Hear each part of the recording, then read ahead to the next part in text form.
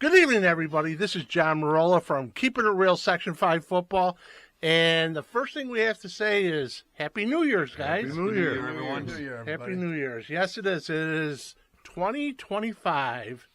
And this is a new year for us, so this will be our last episode of our first year.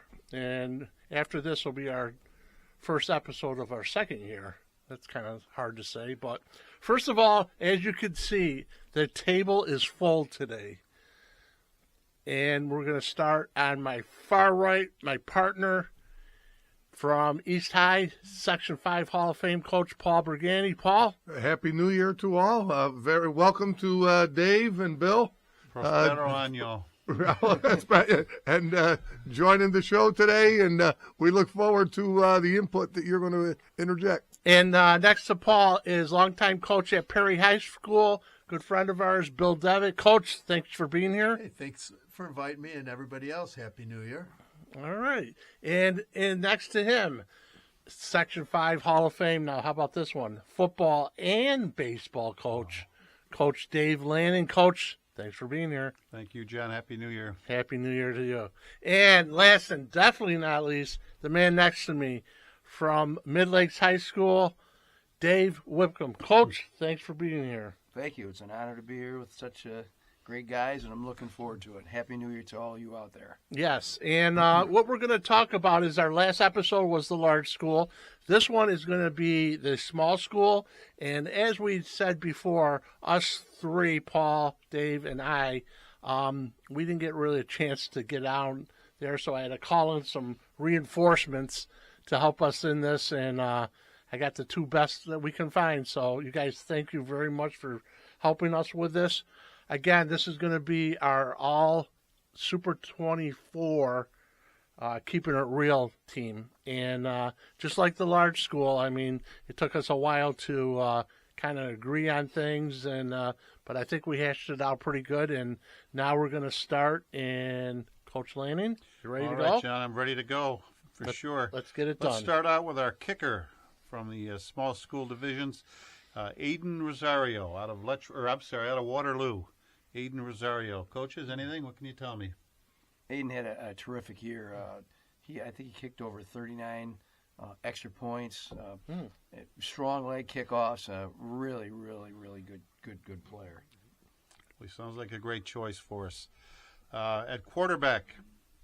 A bunch of qualified players on this one for sure, but we went with a young man out of Palmac, Cam Quick. Yes. Cam, over the last 2 years, has led Palmac. They've lost one game and took him to our league finals. Great arm, very strong arm. His ability to extend plays with his legs, look downfield, was as good as I've seen. Very, very good player. Great accuracy on his deep ball. And at running back, we have two. One out of Avon, Wes Farley. I know Wes had a great year as far as rushing and also getting into the end zone. Yep. He had a bunch of touchdowns. Right, they were sectional champions, undefeated through the regular season, lost in the first round, unfortunately, against Buffalo. But I think over a 2-game span, he had 10 touchdowns. Wow. Led their team in rushing again. A great all-around player. He was tied for Offensive Player of the Year in the D category, for sectionals. Certainly a great year for Wes. Our other running back, and he may still be running at this point, is Caleb Felsky from Pembroke. I know in one game he rushed for over 400 yards. We didn't see them as an eight-man team, but what did he end up with for the year? I don't know what his rushing? total I should have went into that. I know it was well over 2,000 yards that he Wow. was for. Wow. That's incredible. Great year for Caleb. At wide receiver, we have a tandem from East Rochester, Gananda, Noah Mather, and Catterell Sneed. Now, Catterell also doubled as a running back, but we like him as a wide receiver. He could go out on the edge and really do some damage out there. So Noah Mather and Catterell Sneed, both from ER Gananda. I know they benefited from the strong arm of Ben Newman throughout the year. We had an opportunity over the last 2 summers to do some 7-on-7 with East Rochester many times, and these young men are terrific players, great route runners, good hands, good speed, had a real good sense of where to sit down and zone. Outstanding players. Noah Mather, like catching some deep balls from Ben Newman was, he get himself extended. He made some unbelievable catches in a couple of games I watched. Catterell Sneed in the open field, he, I guess they say like a joystick. Man, he put 100 moves on people, and the first person never brought that kid down. He broke tackle after tackle in the games I watched. Both together, great wide receivers. I don't think I even saw him drop a pass in the games I was at. Moving to tight end, we have the big guy from Penn Yan. I hope I pronounced it right, Sal Scalia.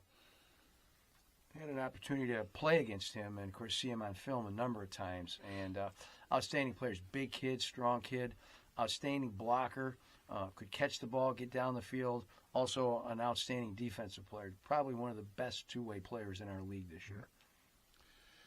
Okay, let's move up to the big guys up front, the guys that don't get enough recognition, but we're going to name a few of them today. And let's start out with Dylan Pohl out of Alexander.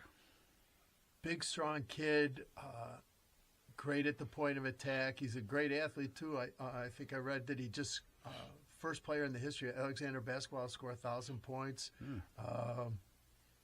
Unbelievably strong kid, like I said, at the point of attack. Helped Alexander, through the course of the year to the sectional finals and, opening the way for their running game.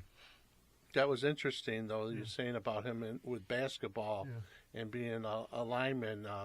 That hopefully will help them as far as going on to colleges, looking at, they're looking at athletes. Multi-sport. Yep, multi-sport, yep. What's funny, on some of the college playoff games earlier, they were talking about the recruits. And if there are two recruits, equal talent, and one has played multiple sports, the coaches tend to go with those guys because they can do more things and are gifted athletically. So, well, let me go back a little bit because this just kind of popped in my head right now. Aquinas, we had a couple of the brothers, Jameer and Jerron Jones, and I remember one of the coaches from Notre Dame being at school, and we're just talking, talking football, and I said, Coach, there's so many big kids in high school. How do you determine like this kid from this kid from that kid from that kid? He goes, well, a lot of people have their own, way about doing things. And he says, you know what I do? He says, I'll go to a basketball game because I know Jerron and Jameer both played basketball. And I'll watch them play basketball. I'm like, okay. He goes, you know what I look for? I go, no. He goes, you got two kids, say they're 6'5", 300 pounds. The first kid can dunk a basketball. The second kid can't. Who do you want? Sure. It makes it kind of easy, but, you kind of overlook those things a little bit. We had the same experience at Fairport. A guy named Mark Banowitz, who played tight end for us, was being recruited by Syracuse. They liked him as an offensive tackle, which is what he ended up playing, but the recruiters came to watch him play basketball. And that's what I stood for him. They liked his feet and what he could do. Yep. When I was at U of R or Brockport, kids that, finally made their final pitch that they wanted to be, heavily recruited was when coaches went and watched them play their other sport. And at Brockport, two of the very best players, they wrestled. And, defensive lineman that I had at the U of R played basketball, and that's what sells them. Again, you need to lift weights, but anybody can do it. It's not very athletic. Yeah. I think one of the things that some kids and people try to drive kids to specialize in a sport, and I don't care what sport it is. And I know myself, I believe I've always told our kids, play 2 sports, play 3 sports, be an athlete, especially in high school, because it's only going to make you a better player no matter what sports you play. And, I just think that people have to understand that. Yeah, you're right on, Dave. Like a lot of when the college recruiters come in, obviously they want to see the kids' transcripts. They want to see a highlight film. They want to know what kind of a citizen he is. And they also ask, does he play multiple sports? Watching the Notre Dame game the other night, their wide receiver was a lacrosse player on the NCAA champions. Yeah. Well, we tend to compromise kids. We put them into these little pigeonholes, and it's just not fair. And I think in some of the bigger schools, maybe it's more of an issue than the smaller ones, where a kid can play multiple sports. But I hate to see a kid put all his eggs in one basket, and it doesn't work out. Then where's he going? So And the thing around here play ball. with in Rochester, New York, that I've noticed is even our best athletes, when you look at them, the most they're going to look at is they're going to be a 4-star kid. And now you go through, okay, what's the difference between a 5 and a 4, or a 4 and a 3? And basically, a 5-star athlete, we don't have those kids in Rochester. We don't have those programs. Those kids are all pretty much pro-ready in high school. They're the kids that are down in IMG. They're the kids over in California that are in high school right now. And we don't have those kids. So what I tell kids around here is, you're trying to sell yourself. You're trying to sell yourself to whatever colleges you want to go to. Be an athlete. So if you're a skilled kid, play quarterback, receiver, slot, play them all. If you're a lineman, play center, guard, and tackle. Because now you're marketing yourself. You're showing these college coaches, listen, I can play any position you want. Whatever you're looking for is, say, a lineman, you're looking for a guy like me. You're selling yourself. And that's my biggest thing with kids, especially around here, because we're just not going to have a kid that is just so... If he is, he's going to transfer and go to a prep school out of Rochester. Well, John, plus you get a young player in high school. Well, I'm a quarterback. Well, maybe you're not if you want to play to the next level. You might be a D-back, a receiver, who knows what. So, again, just go play and enjoy the experience, and coaches will figure out where to play you. Yep, exactly. Let's get back to the offensive lineman here with our small school division. Our next one is Travis Halata out of Avon. I think Travis played some tight end too, but we have him as an offensive lineman. Yeah, I know Avon's had a terrific program over the years, and they run a spread offense, but they're basically a run team.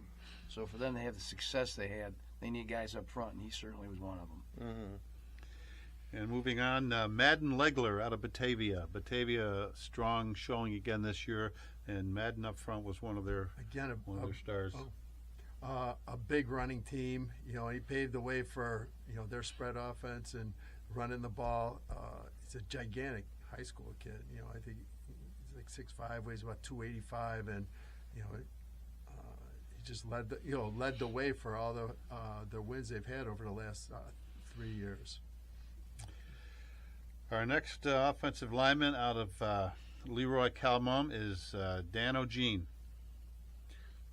Anybody? No. Hard-nosed kid. He's a very good technician. A difficult merge, Leroy and Caledonia, but they made it all the way to the sectional finals. Ran the ball well. He's the leading lineman for them. Okay, that helped pave the way for their strong running attack, which was led by Jack Egling. Okay, from Palmac we have Josh Turner.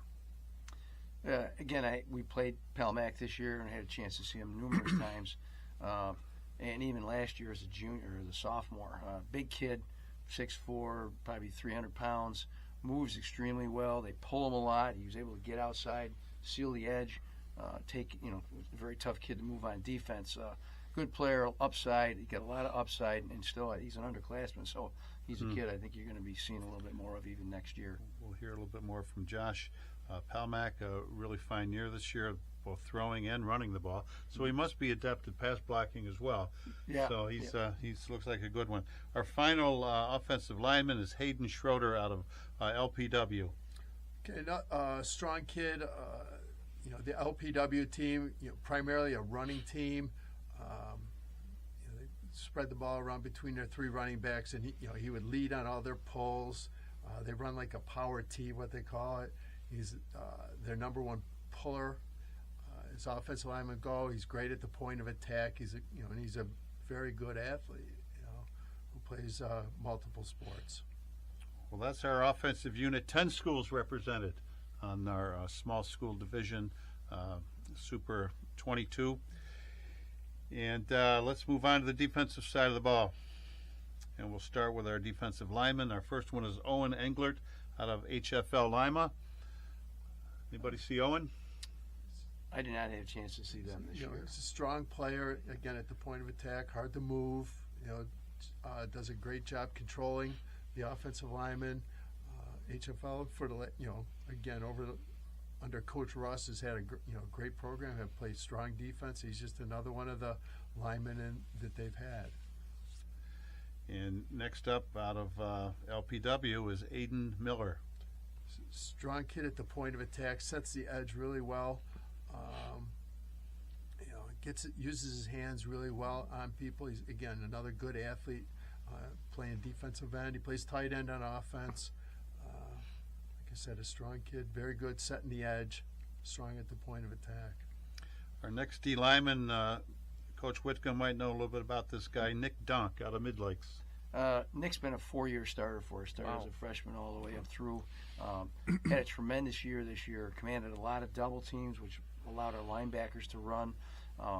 Hard worker, was a real leader, a good-sized kid. He had a perfect build for a defensive lineman, probably about my height, but weighed about 280. Great feet, could move real well, and used his hands extremely well. And just had an outstanding year for us. It's good. And our final defensive lineman is one of these guys that helped turn the East Ridge program around this year to a sectional berth, and that's James Dietz.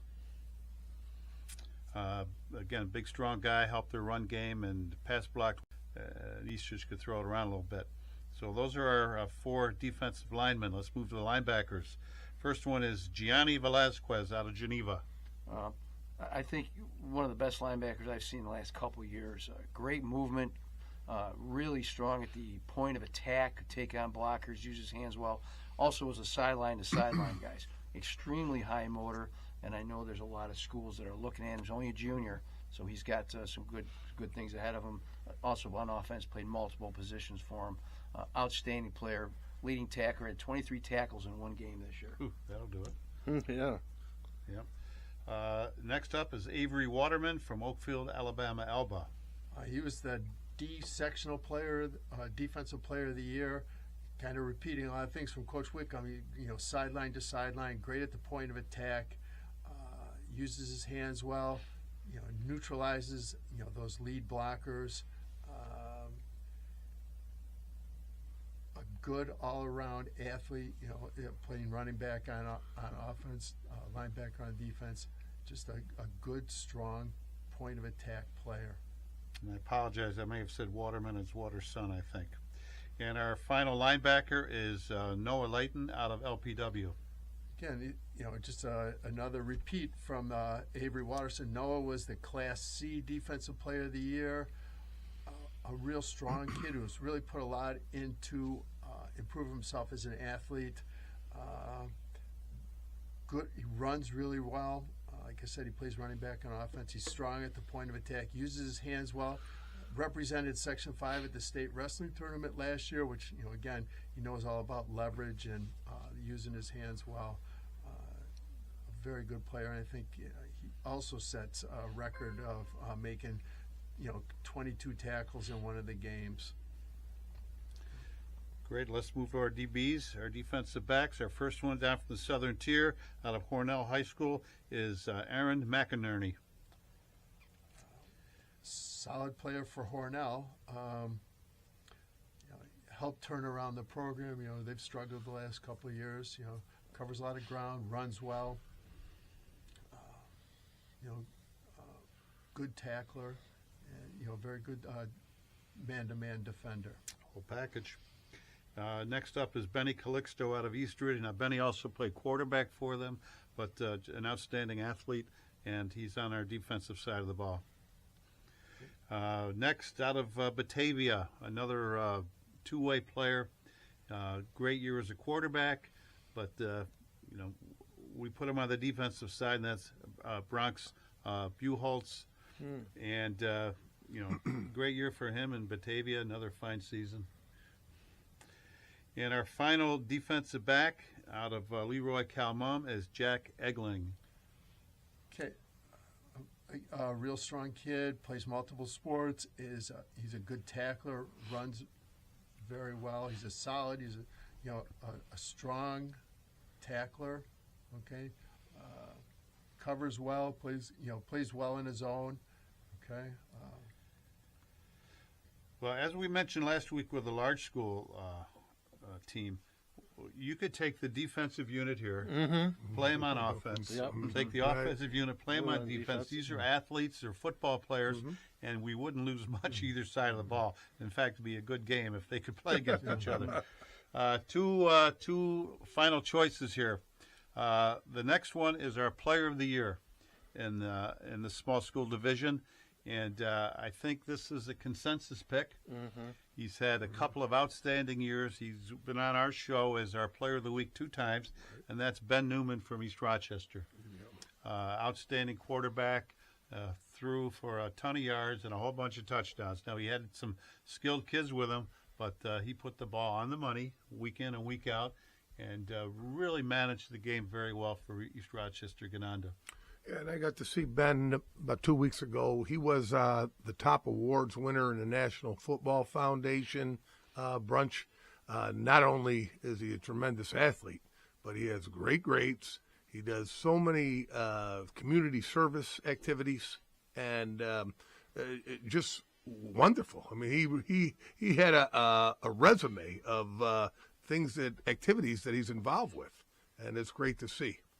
Talking to Ben on our, like I said, he was our 2-time Player of the Week for us this past season, and just talking to him off camera a little bit, and he's a very, very focused young man about what he wants to do in football, in the classroom, in the society, out, and just very, very impressive, very goals, he has his goals set for himself, and it's just really, I was really happy just to see that out of a young person these days.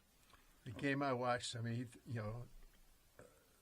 short pass, long ball, they all right on target. Easily a very easy to catch pass for his talented receivers. You hear people on TV say he throws them open. He does that. And from what I saw, a good decision maker. Rarely did he throw a ball into a lot of traffic. He could put a ball in a small window, and it really had a good understanding of the game for a senior in high school. We had an opportunity to go up, as I mentioned before, to East Rochester over the last 2 summers, and we also went to a camp. And extremely strong arm. I think his accuracy is something. He put the ball where it was catch, even if the defender had good coverage. He also, when he came up to the line of scrimmage, he could look over the defense and he could make a few checks and get his people into the positions and get them into a play that was suited for whatever defense you saw. Not a bad runner either. I mean, kind of an underappreciated part of his game. Didn't have to do it a lot, but great. He's a total package. I mean, some college is going to get a tremendous young man and a tremendous quarterback.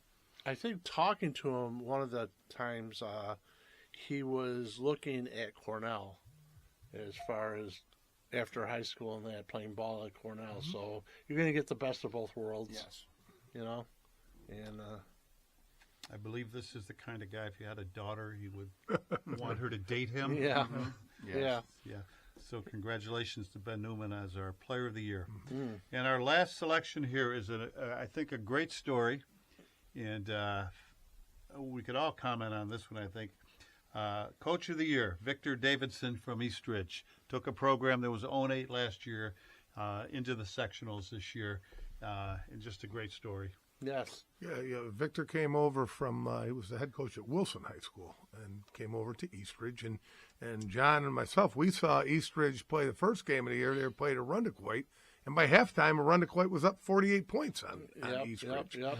And just a tremendous job to take that team from that time to winning a sectional championship. And I'm going to go back a little more on that one. We caught them up at Westside Camp Right in the beginning. a couple weeks before that, up at Greece Olympia.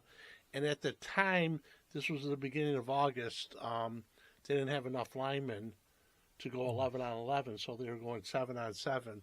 So just starting from that point, and now I happened to be up at Brockport State that day, and then they won sectionals, and I was just like, what an unbelievable story. Just from August until then, it was just remarkable just to see how they came together, and I think it speaks to resilience and determination and his players. Maybe it took a little bit of time, but buying into what Coach was selling. At the beginning of the year, in the B classification, everybody was kind of looking at HFL and Batavia meeting again in the finals. Yep. There was, no more Monroe or anything else. They had met both. HFL had met Batavia like 2 or 3 times in the finals, and they just kind of figured, here it comes again, and he should be both of them. Yeah. Having, through the course of my career, taken over, we're struggling and hadn't won games or hadn't had much success, especially over a period of time. I completely understand and respect what he did, because you have to change a culture, believe me, getting players not only out, but then to buy into your system, learn your system, believe in you, believe in each other. That is a remarkable turnaround, a remarkable story. I had nothing but respect for what he did. I might make a movie out of them. I mean, really. I mean, you talk from one scale to the just unbelievable. Just really unbelievable. Well, we had 9 schools represented on the defensive side of the ball. So a great showing through the B, C, D, Indy, and 8-man programs. We certainly didn't want to slight anybody, but the players we selected, we think, are fine representatives. And we hope for New Year's, first day of New Year's, 2025, that people will enjoy this. This will be our last episode of our season number 1. And then I'll have a quick little thing on in a week or so about what our plans are. And I just talking to Coach off camera a little bit earlier, and actually I'd love to have you on as, our first guest for the next, in the next couple of weeks. We'll get together and we'll figure a best time and get you on and talk about, because I don't know if a lot of people out there know, but Coach Whitcomb now is the all-time winningest high school coach in Section 5. Yeah. Congratulations. Well deserved, and we have a lot of questions to ask you. You got it done. I appreciate it. And, And you've only just turned 30, isn't it? Yeah, 32. The thing I was, when we were talking now, I got these, pop into my brain things, is I know Paul coached for 37 years, correct? Correct. I did 37. Coach... John, it's... you two memory, guys are still... well, Coach Devitt. Coach Rockney told me that I had... Coach, I either played or coached John for 62 years. no, coaching. Coaching, well, throw out the plank. So we're at 50. 50 years? Yeah. Coach Devitt, how many years? Oh, jeez. I sound like I can't keep a job. Let's see. I gotta be around 37. All right. Now the big one, because you're still coaching. So, how many years are we looking at right now? I think 48. I don't know. I've lost track. 48. Something like that, somewhere in there. And then it excludes my playing high school and college. Now I got to try to add You got all a calculator? this up. Actually, I'm on my phone. Oh. My phone's a calculator. But it's just, I was just, when we're talking just now, I started looking across the board, and I was like, wow, we got some years under our belt. And we've seen Section 5. I mean, you guys seen, Section 5 in the, back in the 80s, in the 70s, just to what it is now. And I think Section 5's come a long ways. We went back and we talked about Dick Cerrone starting a lot of stuff, and It was actually Roger Bunce before that. Dick. Yeah. Mark Vienna, Yep. That was quite a big group. part of him. Unbelievable job getting Section 5 football on the map. Yes. So 7 decades I've been involved. 7 decades? 7 decades. Started in 1969. Coaching. Yeah. That's when I was hired. God, you're old. Yeah, okay. Never mind. Threw that And out both there. you, I DB know some Hauser, people what, know. 13? Some people know, but many don't. You guys both coached at the same high school. Both were Fairport coaches at one time.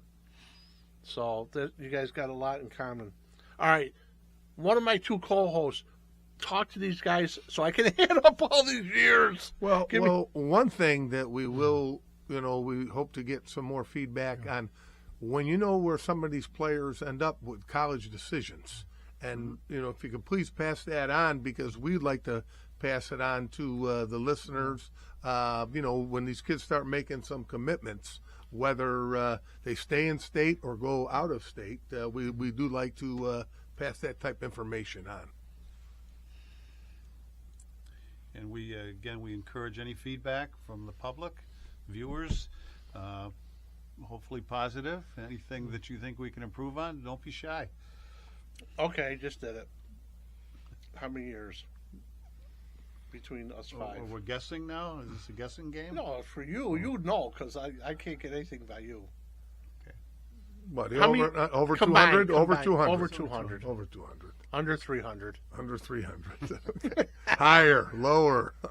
Well, actually, there's a. 100 between these two. We had a picture. We were up at watching Aquinas and McQuaid a couple years ago Right. at Fisher, Mm-hmm. and we ran into Coach Lanning, Coach Quinn, Coach Domenico was Coach there. Domenico was there. Yep. I mean, and then so I went back home and I added all that up, and there was over 300 years of coaching. I mean, and good coaching. Oh, Those yeah, are all those were tremendous top-notch. coaches. Yeah, yes. Absolutely. yes, Oh, these two would be 100. yeah. Well, you said Dave, I don't know. 1969. Yeah, okay. And you said 48. Trying to drive a stake into my heart here? What are you No. doing? He's trying to I'm come elderly. close to the I know. number. All right, give me a guess, Paul. Give me a guess. Uh, All right, we'll go between 2 and 250. 220. Okay, 221. Okay. It's like that. like the price is Yeah, right. price is right. 238. Okay, I was going to go 235. 209. Right. Oh. Got it. 238. 220. All right. So before we close shop, just like to thank both you guys for being here, and especially what Paul was saying earlier about please just text us or email us if you hear about any of these kids, Commitments and what those kids are up to. because when we talk about Section Coach. 5, We had to goof up. we're not done yet though. Might be taking over. We're still on tape. It's all right. We're still recording. It's okay. Is it okay? on the- See, this is our Yeah, on the funny cutting time. room This floor. is our- Congratulate him for being On the here. cutting room floor. There's nothing goes on the cutting room floor. I had George on, so please. Just to go over our what we're going to be on. This is going to come out today, January 1st, on YouTube. We're also on Instagram. We're also on Facebook. John, are we hoping to get on TikTok soon? TikTok. Listen, guys. My niece Brooklyn is she's on my hit list right now. Something about a broken wrist or something she had. I don't know. Long way from her heart. So, TikTok. I'm on TikTok, but I'm not to where I like to be on TikTok. Okay. So I know he's a humongous. You know I'm TikTok very guy. big on I know you're big time on TikTok. So, yes, well, I am working on TikTok. Instagram, TikTok, and Facebook. X is the other one. Oh, And X John, reminded you that said either. we had over 7,000 views, right? Right now on YouTube, we're over 7,000 views. So, like I said, we just did our 43rd. This is our 43rd episode. Season 1 is now officially over. Right. And in a couple weeks, we'll be starting Season 2, Episode 1. And Coach will figure out a time, have My you on. pleasure. And My pleasure. We look forward to we that. look forward to having you. And Coach Devitt, thank you very much for being here. Appreciate all your help. Thanks for the invite. And you'll be back again with us, too. Oh, definitely. Yeah. It's the West Side representative. As the West Side representative. And Now I hold this up at the end. So, we're all done. Season 1 And everybody, stay tuned for season 2. All right, hold on, we're not done yet. We're not done.